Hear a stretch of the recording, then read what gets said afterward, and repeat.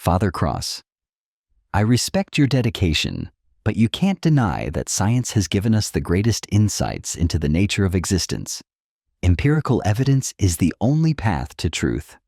And yet, Dr. Moore, science alone cannot answer the most profound questions of existence. Why we are here, what our purpose is, and what awaits us beyond death. Faith addresses the questions science cannot touch. Faith is built on assumptions. In science, we test, observe, and conclude. I can't prove what I can't measure. And yet you place faith in your methods. You trust your senses, your instruments, things that are not infallible. Isn't that, in a way, faith?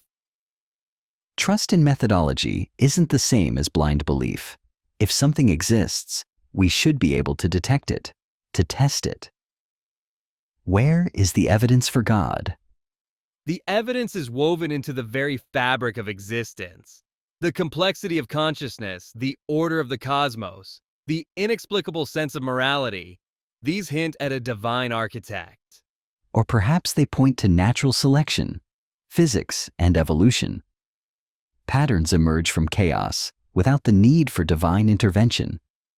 But why does that order exist in the first place? Why are we wired to seek purpose, to love, to sacrifice for others? Are these not signs of something greater than just survival? We evolved these traits because they benefit society. Altruism ensures the tribe's survival. There's no magic in that. So, you believe in a God who watches over us, who answers prayers and controls our fate?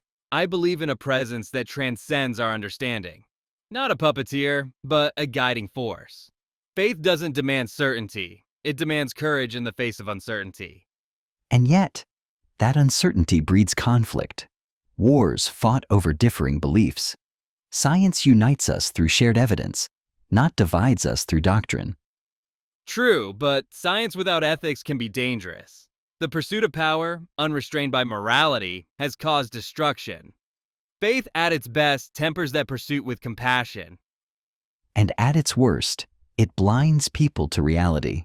And yet your reality is still incomplete. Science may explain the stars, but not why they fill us with awe. It may describe the neural pathways of love, but not why love feels divine. Perhaps there's value in both perspectives. Science explains the how, but faith seeks the why. So tell me then, what role does suffering play in your belief? How does a loving God allow so much pain in the world? Suffering tests the soul, but more importantly, it brings depth to our understanding of life. It reveals resilience, compassion, and humility. In hardship, people often discover the strength they didn't know they had. Pain is not proof against God. It's proof of our need for one another. Or it's just random misfortune. No cosmic plan, no higher lesson, just chaos. Perhaps. But chaos alone doesn't explain why people find meaning in their struggles. Why survivors of tragedy often become the most selfless and loving people.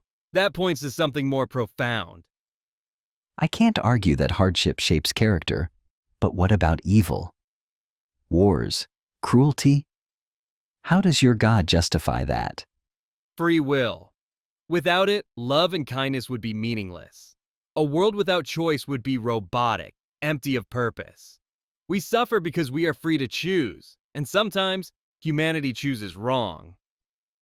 I may never accept your God, Father, but I can see why you find comfort in your belief. And I may never fully understand your dedication to cold logic, but I respect your pursuit of truth, because I believe truth itself is divine.